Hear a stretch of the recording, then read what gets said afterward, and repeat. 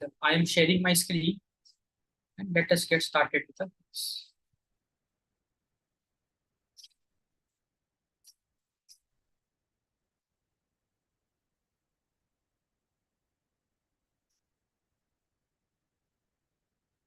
So Google Colab is the tool we are using, as you are already familiar, to program. Now we will be starting with a very important concept in Python. Like we are already aware of the concept of functions. So we will be discussing a special function, that is the lambda function. So we will start today's session with a lambda function. Like what is the lambda function, how to use it, what it does, all that. So let us discuss lambda functions.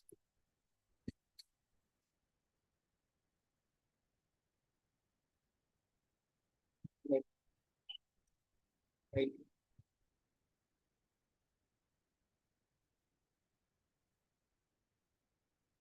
Lambda. So basically lambda functions are special type of functions which don't have any name.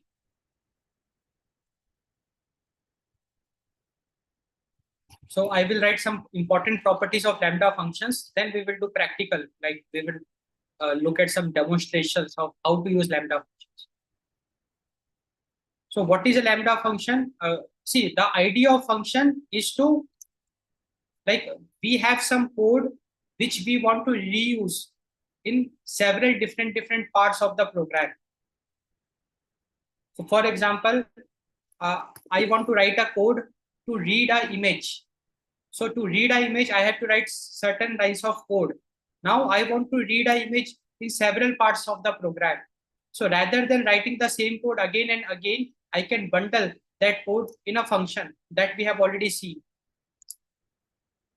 So lambda function also contains reusable code. But this reusable code will only be a one line of instruction. Lambda function can contain only one line of instruction. That we will look at it. One line of instruction. So any instruction we want to reuse it again and again, we can use the lambda function. Now see, second very important property of lambda function is this. This function does not contain any name. We call it unnamed function.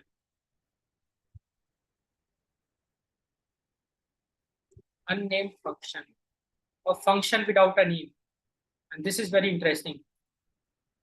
Like in the interview directly they ask questions like, in Python, can we have a function without a name? And you can say that yes, lambda function is the function without any name. Unnamed function. It is function without a name.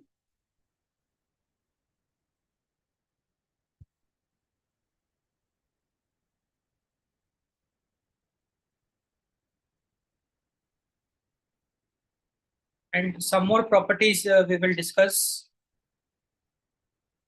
about the lambda functions.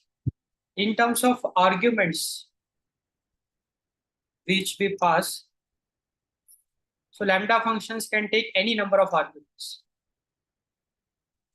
Like instruction will be only one line, but arguments it can take any number.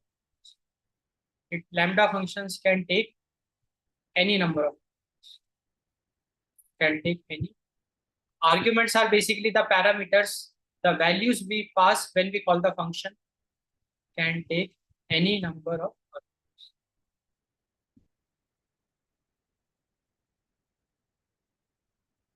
So this is one more property.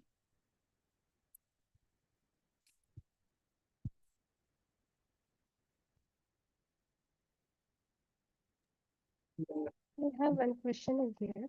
Yeah, please.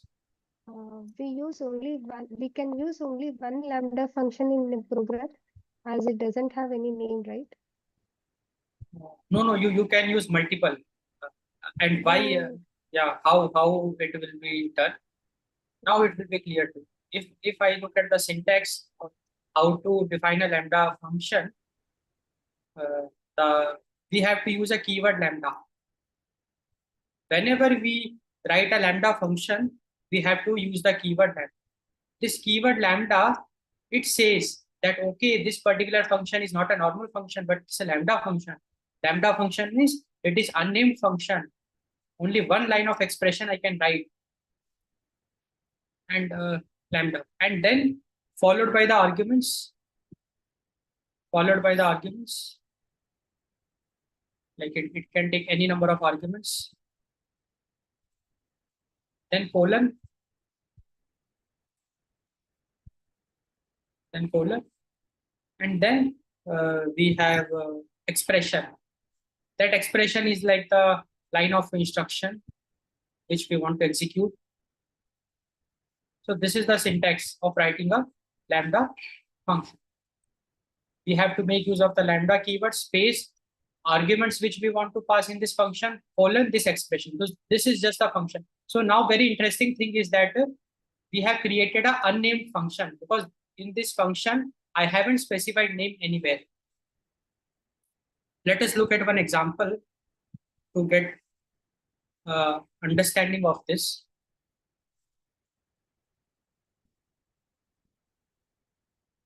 The example I will write in the code itself. I will code the example. I am writing one variable. Add underscore 10 is a variable. It can hold any data. And I am writing lambda x plus. Now it will make sense to you. We will discuss it.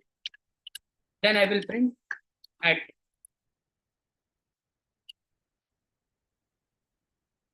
And I will pass the argument. So see, and let me run this. So initially it will take some time to run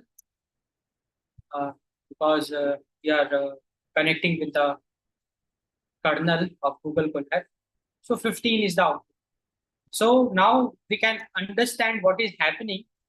We can get an idea. So we are aware, like now looking at this code, you will not get confused, but you will get some idea. What idea you will get? Oh, lambda keyword we are using. It means this entire thing is a lambda function.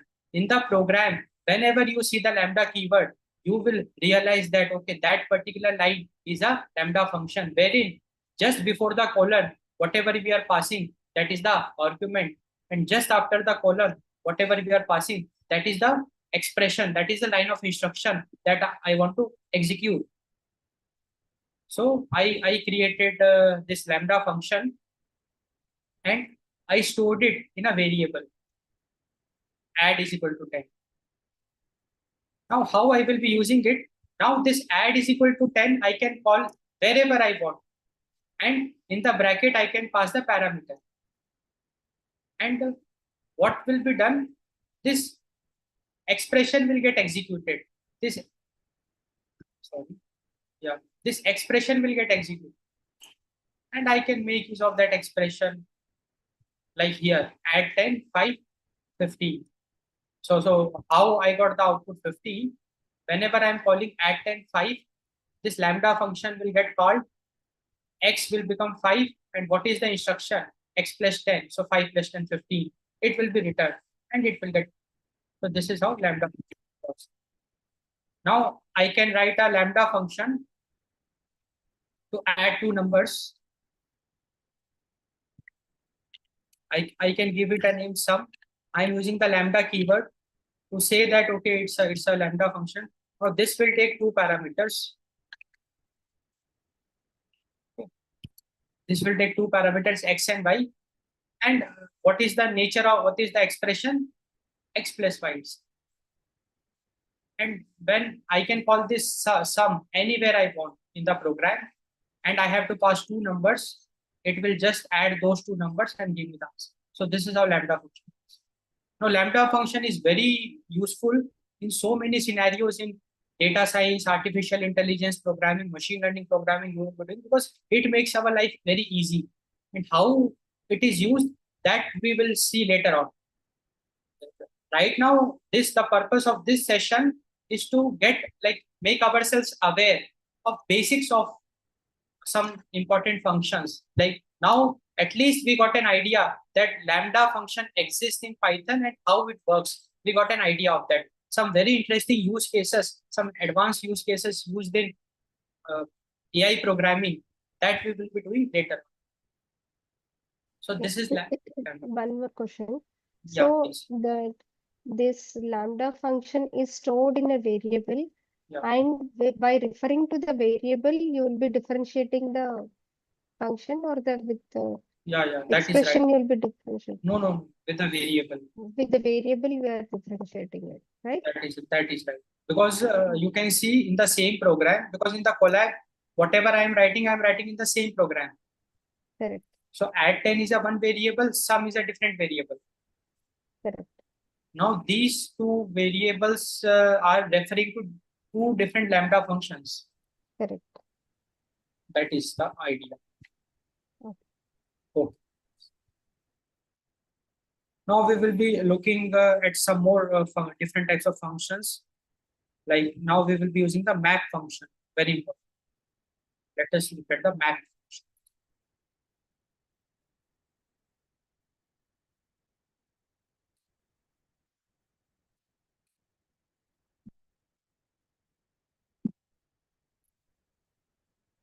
Like now whatever we are discussing, this is something which is the speciality of Python. Like these things you find only in Python, like the lambda function. Like in Java also, they have introduced the lambda expressions recently, like Java after Java 11. Yeah, but these are very useful things. Now we will discuss map function.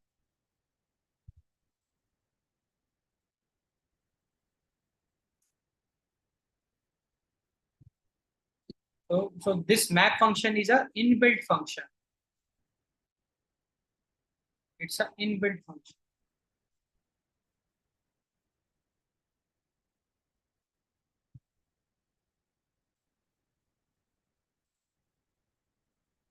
Inbuilt.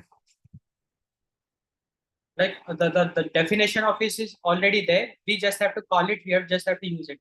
That is what is inbuilt functions. Can you give me some examples of inbuilt functions? Some more examples of inbuilt functions which we use in Python. Print is a inbuilt function. The print is a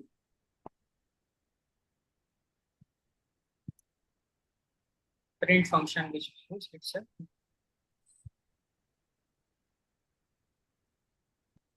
Okay, that is this.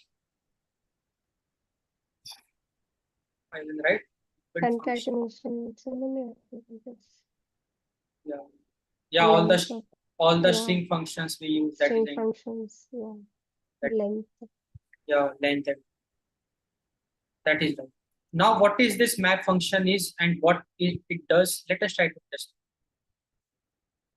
So basically, this map function. With this map function, we can apply. We can apply a function. We can apply a function.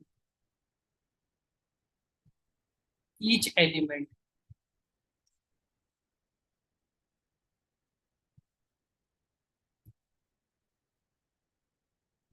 of an iteration object.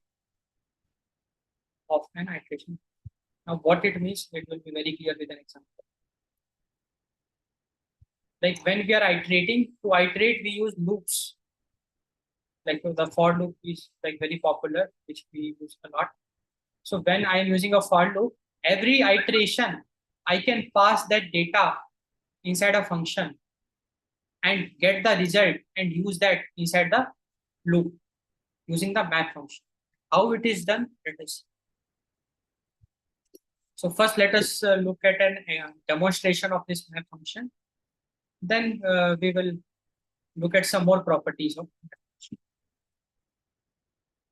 Now I am calling I am defining a normal function. I can give it any name. So I am giving it name Fahrenheit. So basically, what this function will be doing is that it will be taking a temperature. Any temperature it will take in degree Celsius, and it will return the Fahrenheit of that. It will convert it into the Fahrenheit. So once again, I am telling I have just written a normal function, Python function. The name of that function is Fahrenheit.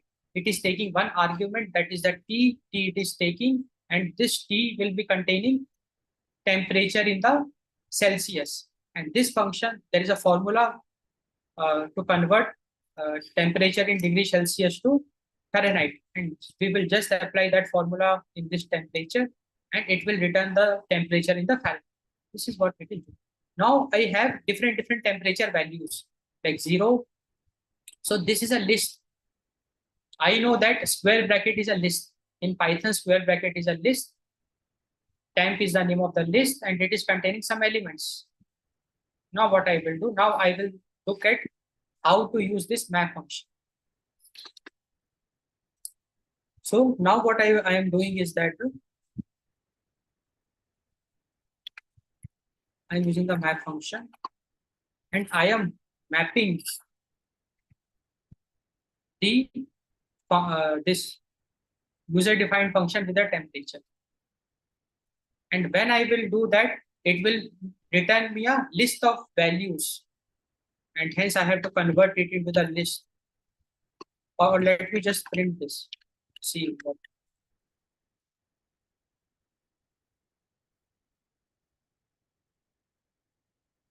Yeah, so it will give us a map object. We have to convert it into the list object. List. Then I will get the list. Now let us see how this map is working. Map function. Now idea is very clear. In the map function, I will write the syntax.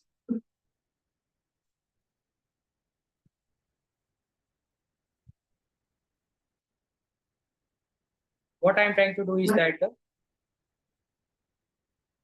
whatever function I have, the map function, the first argument will always be the user defined function. Any function which I have defined, that I call as the user defined function. The first argument of the map function, which is an inbuilt function, is the user defined.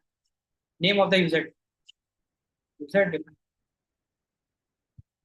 defined function name.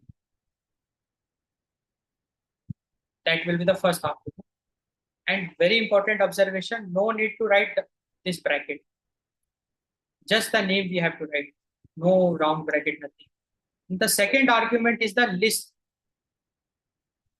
Or this is, second argument is the container.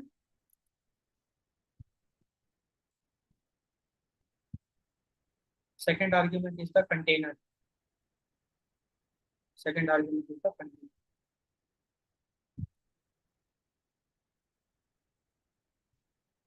With values. And this container with values will be treated as arguments to the user defined function.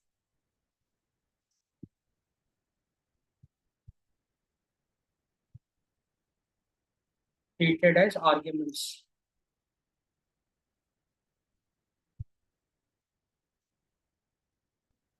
To the user.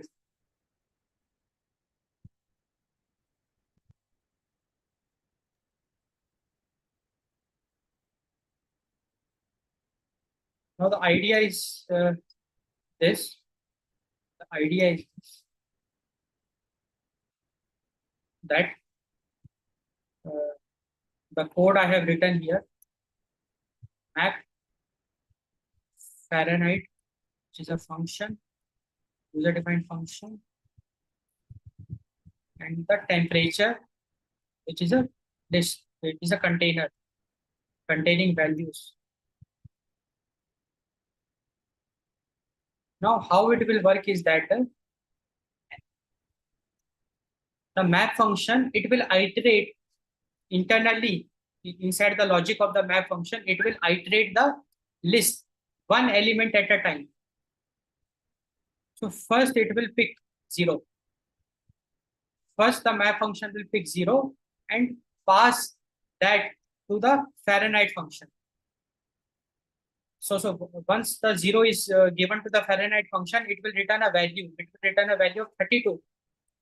So a result list is being created and 32 is stored for this. Since the float is there, 32.0. Now we will move to the second element. The map function will move to the second element of the list. Because we have to iterate all the element of the list one at a time. We will give the second element, we will pass the second element of the list to this Fahrenheit function. So 22.5 will be passed inside the Fahrenheit function. So T will be 22.5, and inside this, I will be for doing this formula, applying this formula for 22.5, and I will get an result that is 72. And similarly, in the third iteration, like I will be going to this 40, passing it here, I will get some result. I will be going to 100, passing it here and getting some result. So ultimately, I will be getting value results for all the container values present in the list. And this is how map function works. So the idea is that the whatever container I am having, every value of it will be treated as an argument to the function. And inside the function, we can write some processing logic. Function can be very big also, very small also. And this is so very useful. This is very like one of the most used concept in machine learning, artificial intelligence programming, data science. The need is that we have a data in one form. Let us suppose I have a data in one form. I have to convert all the data. I have millions of data in one form. I have to convert all into a different form. So I can just make use of this map function. Whatever processing I have to do on all the data, the function I will create, I will just pass that function, and the container containing millions of data, I will pass it to you. And the map function will take care of the mapping, like the transformation. So data transformation very easily we can do with the map function. I have one question. Yeah, please. After defining the function before calling the map, Yeah. do we need to define the list of the arguments in the variable? Yeah, so the idea is that in the map function, the second argument is always a container. Either either you store it in a variable or you pass it directly also. It's Okay. Right. any way you can. And this container can be anything, not just the list. Correct. It can be a dictionary. It can Dictionary be any, also. yeah, it can be dictionary. It can be tuple, set, anything. It can be a string also. And yeah. So yeah, so very interesting use cases this map function has that we will discuss later.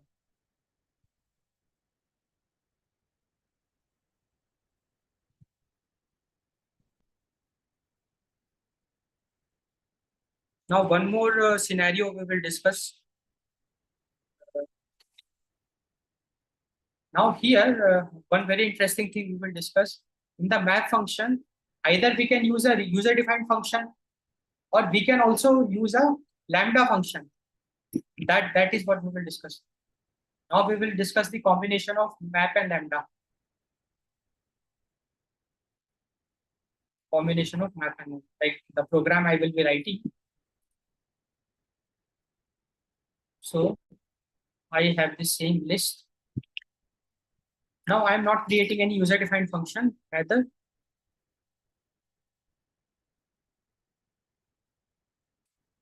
I will be calling lambda.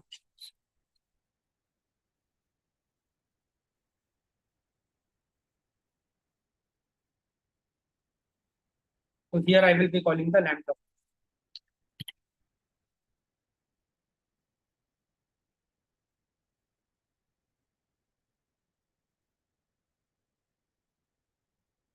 So here we can see this is the map function. Inside the map function, I have passed this lambda.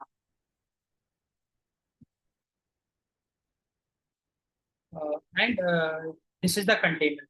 Now I know how lambda works is that whatever argument I will pass, it is taking only one argument and it will perform an operation on that and return the result.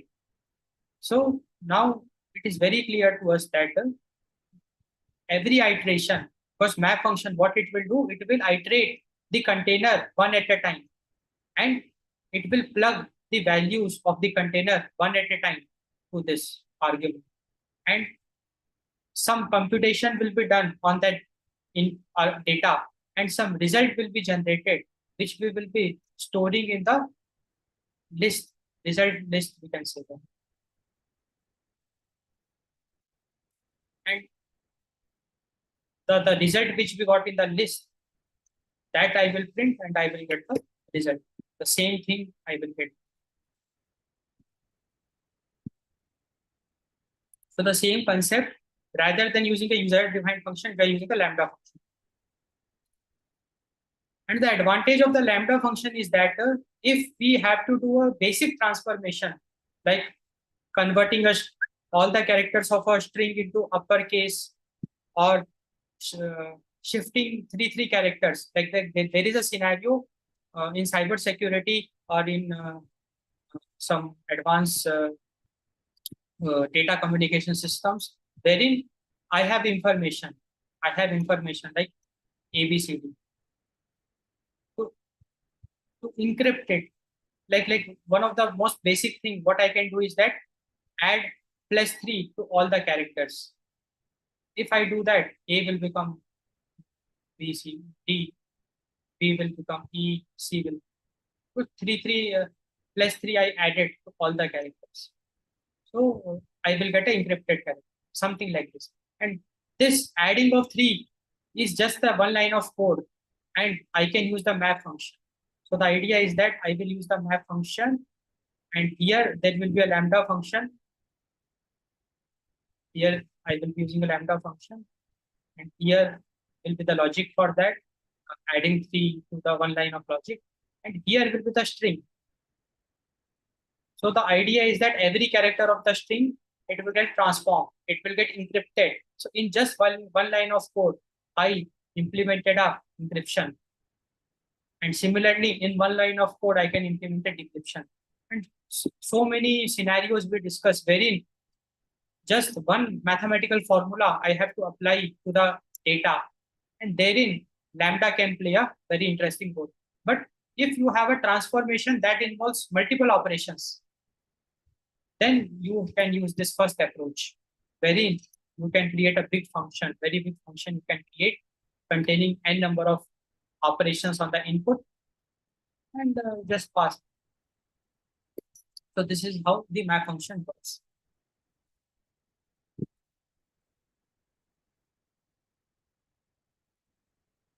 Now we will discuss the filter function.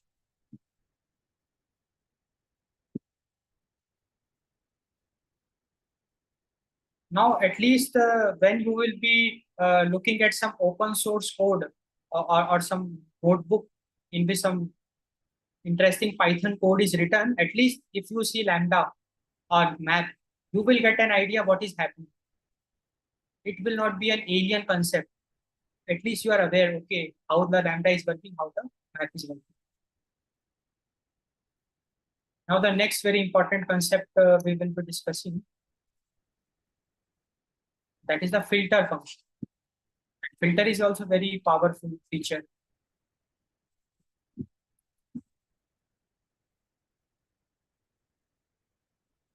Why Excel is so popular in the industry? One of the reason is the filter. Excel supports so many different types of filter. We can filter the data in so many ways. And with Python also, we can do that. And what advantage we have with the Python? Since we are the coders, we can write customized code. Because in Excel, we are limited to use only the functionality provided by it. But in Python, so we can write our own functionality. So what is this filter is? As the name suggests, we can filter the data. Filter the data based on some conditions.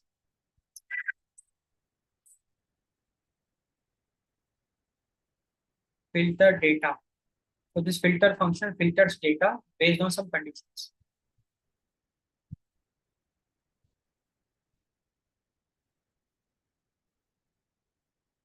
Filters data based on a condition.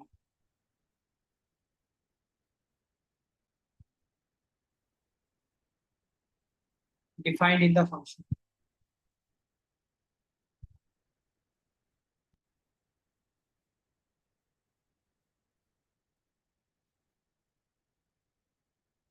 Let us see how it works.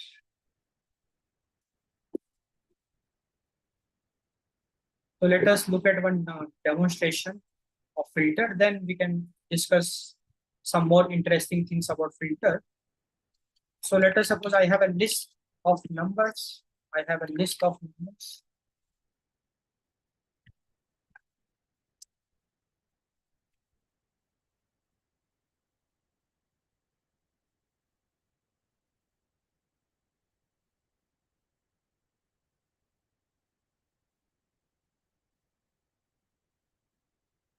I have a list of numbers. Now I can apply this filter function.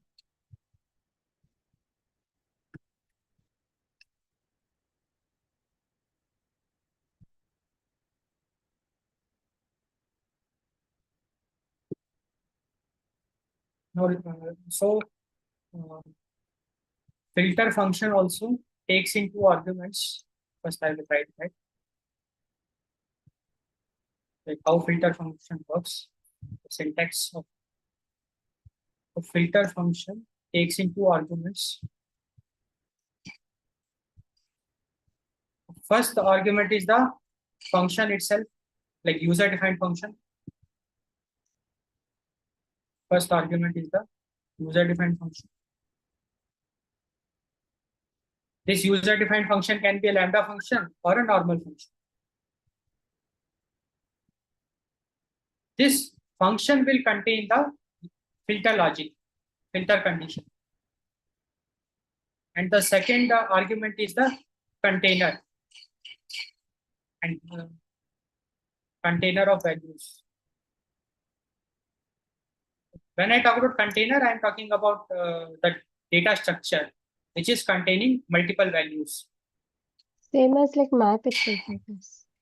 Same, Filter. same, yeah, same like math. Exactly same like Yeah. containers with values.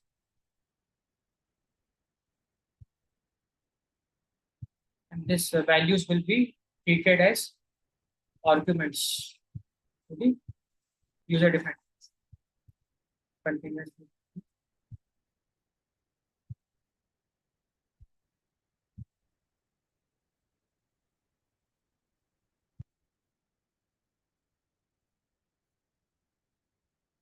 Treated as arguments.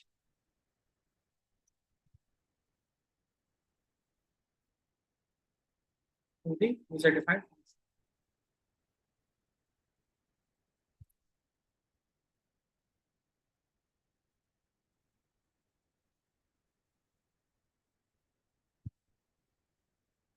So this is the syntax. Now the idea is pretty Simple, that in the this is the function. Now I have a list of numbers. So one number at a time, the filter, it will be iterating. So first it will be getting 37. So I am checking whether 37 is divisible by 2 or whether 37 is divisible by 2. If it is divisible by 2, it will be included. Otherwise, it will not be in the result. So ultimately, the filter which I have created, it will filter the even numbers from the numbers list. And when I will print the result, I will get a list of even numbers. So,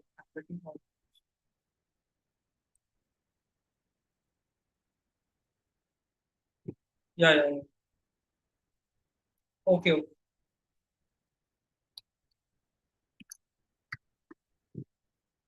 Yeah, now double equal to 0 I have to write. Time at a time. Because this should be equal to 0. No? If it is equal to 0, then only it will be even. So this is how the filter is working. Now, if I make it not equal to 0, then I will any filter you can write. Let us suppose I have a list of numbers. I want to filter only the numbers greater than 18. Like let us suppose I am doing some kind of a data science uh, application I am writing, wherein my requirement is to filter the people whose age is greater than 18. Let us suppose I have a data set. So the filter condition will be x greater than or equal to 18.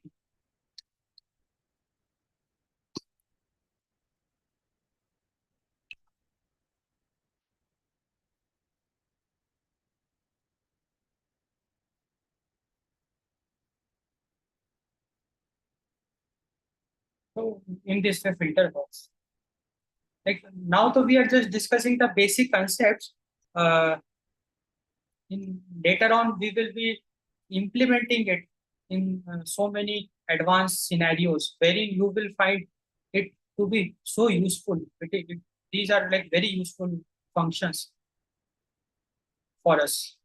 And in the industry, this is what they are using.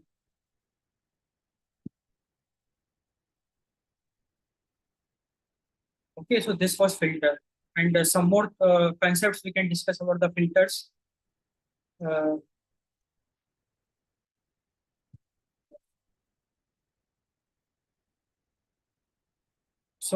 one very important thing about filter which you should know, very important consideration.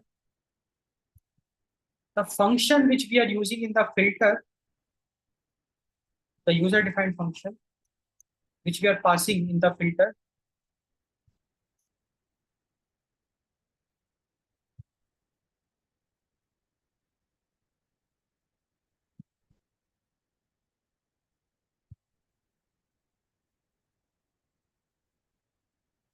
this user defined function should always return a Boolean value.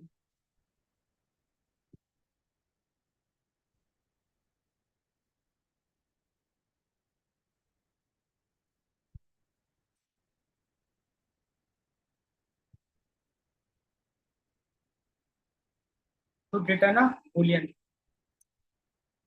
Boolean value is true or false.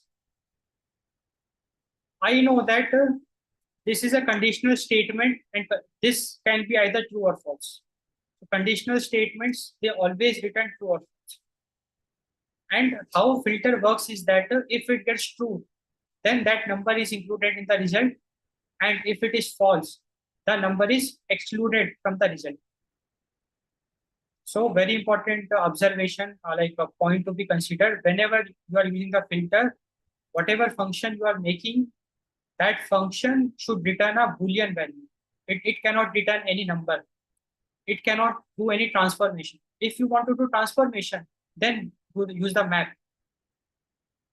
And if you want to do filter, then you need the filter.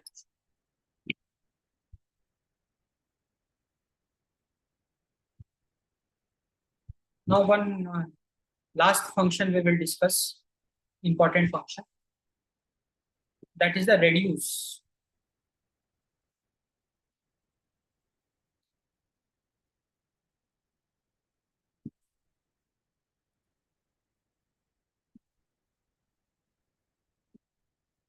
Reduce function.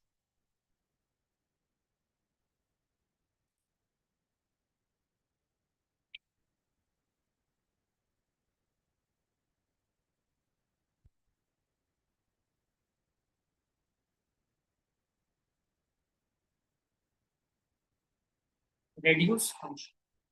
Now how this, what is this reduce function?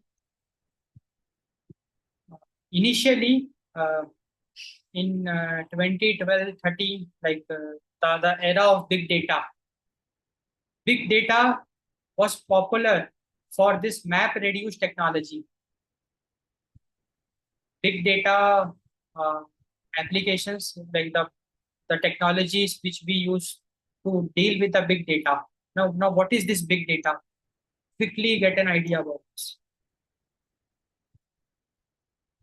You might definitely heard about this big data. So big data means the data containing three important properties: volume, velocity, and variety. Volume, velocity, and variety. Volume means the data has to be huge, petabytes of data, zettabytes of data. It's understood. Like all the big tech giants, we call it like the Mang companies. They are generating huge data, huge volume of data. Mang, you are aware of Meta, Apple, Amazon, Netflix, and Google. Like these are tech giants. They are generating massive data. And velocity means real-time data. And real-time data means streaming data. Real-time streaming data.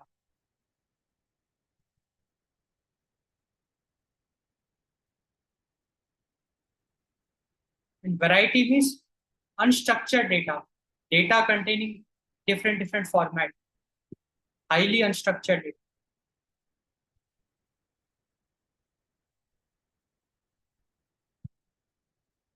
Now the problem with the traditional system was we were using relational database. We were using relational database, or like we are still using it, relational database. Relational data. Now the problem with this relational database is that we have to define a schema. The problem with this relational database is that we have to define the schema, means we have to make tables with columns. So we have to make a schema. And we have to plug the data inside the schema. But if I have a variety of data, so there is a need to make so much schema, which is practically infeasible. If I have highly unstructured data, so I cannot make a schema. The schema is applicable for the structured data. So for structured data, relational database is very good. I can make a schema, I can fill the data, and I can use the SQL queries to do data analysis, to mine info, like some interesting insights from the data. But big data, it is huge. Writing SQL query on big data can take years to get the answer because it's zettabytes of data, real-time data, and variety of data, unstructured data. So their relational database fails, and we use some different technologies. And one of the very popular technology used is Hadoop. Before it was Hadoop was very popular. Now it is being replaced by Apache Spark. Now it is being replaced by Apache Spark. So, and Apache Spark makes use of Python also. So that is the PySpark. So PySpark, all the syntax of Python. If you know Python, PySpark is so easy for you. And using this PySpark, you can do the big data processing. You can manage the big data. You can process the big data. You can get some very interesting insights from this big data. High volume, velocity, and variety. And this PySpark opens the door for data engineering. You might have heard about like data science is different, data engineering is different. Data engineering is also like becoming very popular with very good salary, pay scale, and like all the big companies, they need data engineers. So data engineer, one of the aspect of data engineer is managing the big data using the PySpark. And this PySpark makes use of this reduce function alpha. In traditional programming also, like normal data science applications you are making, there also you can make use of this reduce. But this reduce is a very important concept. Map, reduce, map, reduce, map. Reduce. Now let us see what exactly it is.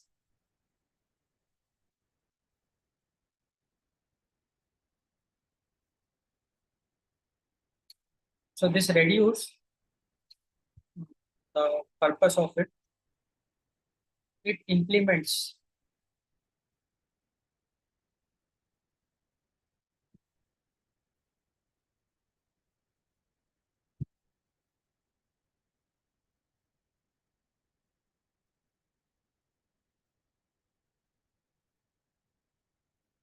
mathematical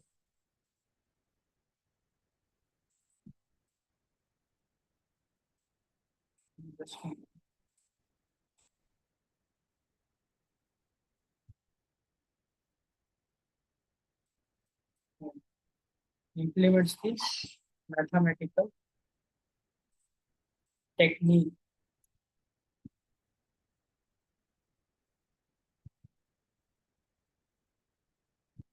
of holding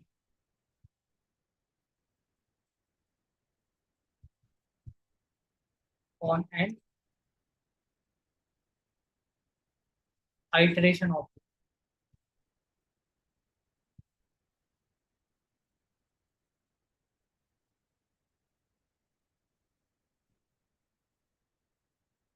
Now what it is, let us look at one example.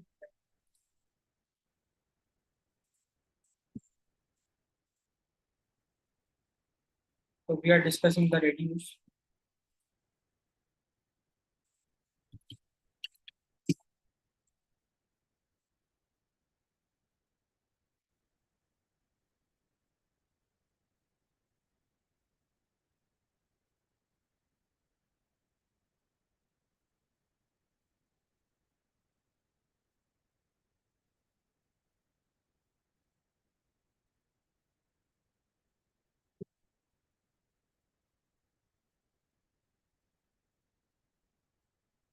Yeah.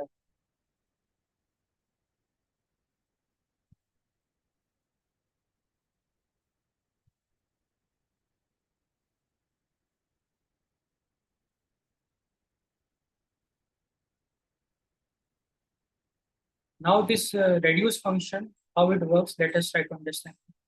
It's a bit tricky, but we can understand this. See, the idea is very simple. Like you see, in reduce also, the same syntax we use. function, comma, container. This function can be a lambda function, or this function can be a normal user-defined function. So inside the reduce, I have a function, I have a container. Now, one value at a time, I will, okay, so here it is taking two arguments, x and y. So two values at a time, I will pass.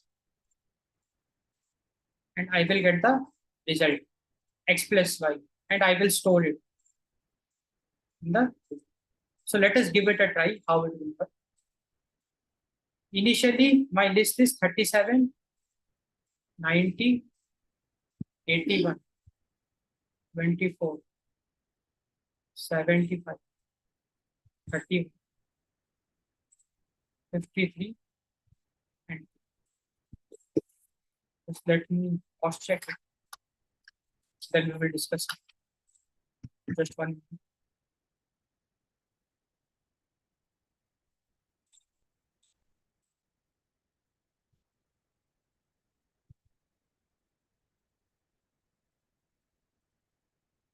Yeah. So how it works is that, see, it has to take two arguments.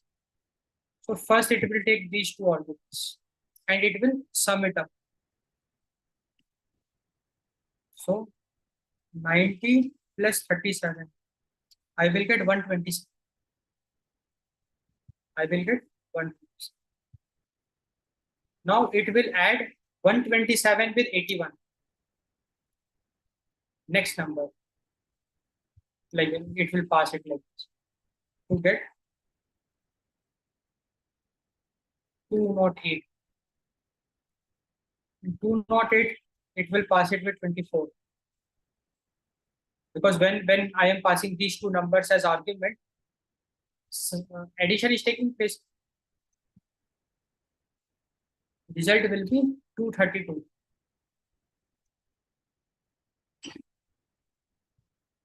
It will be added. So 232 along with the number, next number will be passed inside this lambda function. So their addition will take place. So 307. Now this 307 and 31 will be passed. So the result of the addition of this 338. Now this 338 along with the next number, which is 53, is passed. So 330, so addition of that will take place. So 338 plus 53, 319. And it is passed with 12. So ultimately 403 will be the answer. That is what we got. So reduce, how it works is that it does a similar kind of processing and it always gives us one cumulative value. And cumulative values are of utmost importance in statistics. In statistics, we have to do so much cumulation, like cumulative value. We have to calculate mean, median, mode, standard deviation. So many things we have to do. So therein, let us suppose you have big data, huge data you have. So with this reduce, very easily we can perform such kind of accumulation. Because whatever logic you have to write, logic you have to write inside this or inside the user defined.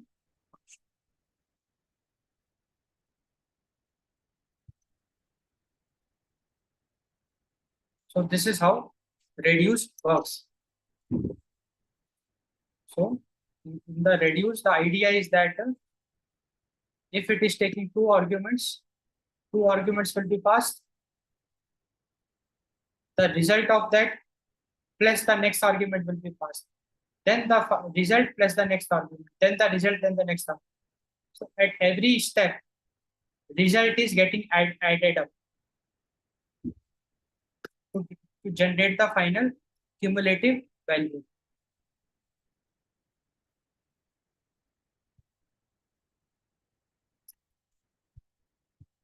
So this was functions, like some advanced functions.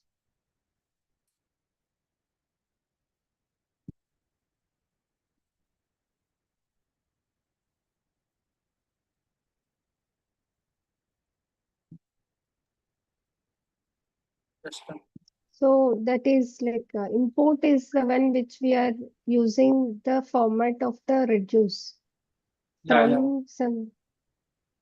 I will show. Can you? Yeah, can you show me?